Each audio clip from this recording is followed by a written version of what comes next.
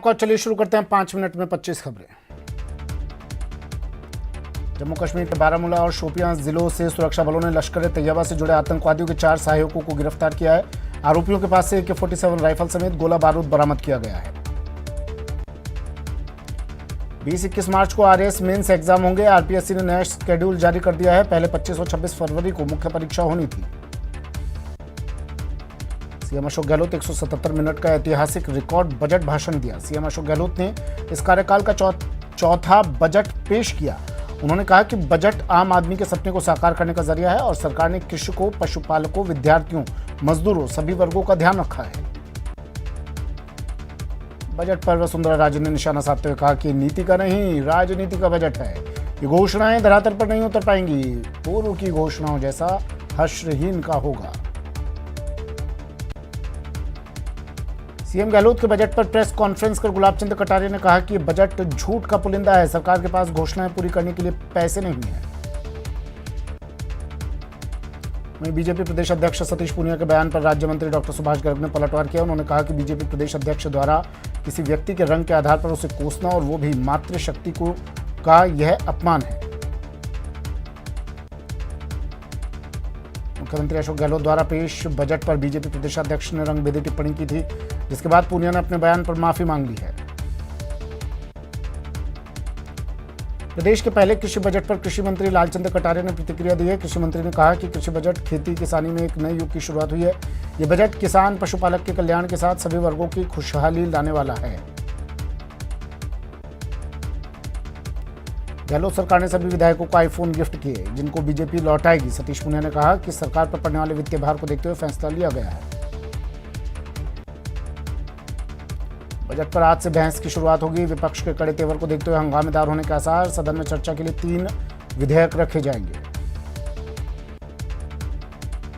मुख्यमंत्री अशोक गहलोत के पेश किए गए बजट में टोंक के लिए ट्रेन को लेकर कोई घोषणा नहीं होने से टोंक की जनता को थोड़ी निराशा हुई है, लेकिन टोंक में ट्रेन लाने के लिए वर्षों से संघर्ष कर रहे रेल लाओ संघर्ष समिति के अध्यक्ष अकबर खान ने उम्मीद नहीं छोड़ी है।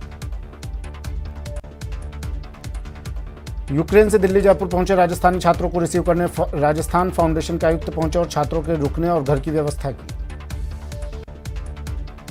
संयुक्त अरब अमीरात में बन रहे स्वामीनारायण मंदिर में श्रद्धालु गंगा, यमुना और सरस्वती नदियों के संगम का पुण्य लाभ पा सकेंगे। मंदिर के भीतर 3 जलधाराएं बनाई जा रही है, जिसमें भारत से ले जाकर गंगा, यमुना और सरस्वती का पवित्र जल प्रवाहित किया जाएगा। कोटा छात्रा मौत मामले में आरोपी टीचर का मोबाइल बरामद कर लिया गया है। तालाब से आरोपी का मोबाइल मिल गया है, जिससे बड़े खुलासे होने की उम्मीद है।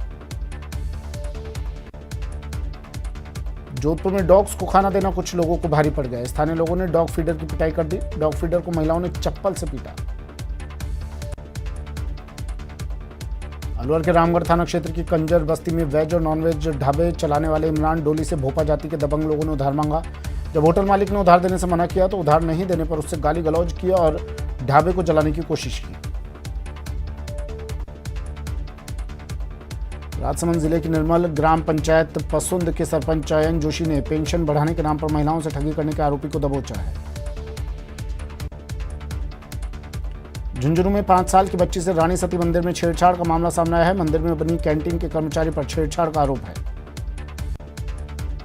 टोंक के देवली थाना क्षेत्र में एक शख्स ने ससुराल में फांसी लगाकर आत्महत्या कर ली। बताया जा रहा है कि 21 साल का पदम माली 3 दिन पहले ससुराल आया था और यहीं खेत पर उसने फंदे से लटक कर जान दे दी।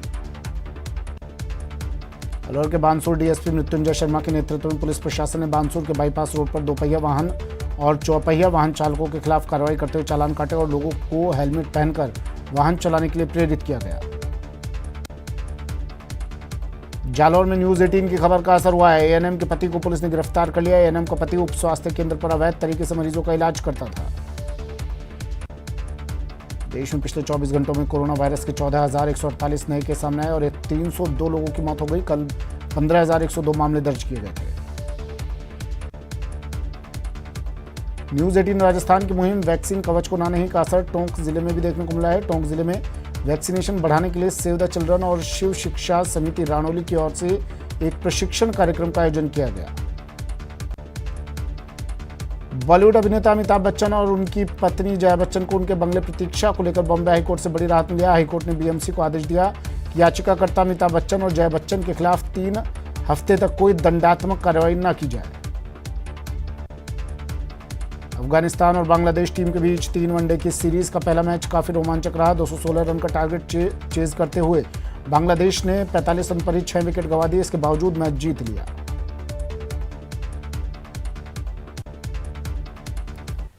प्रदेश सरकार ने कृषि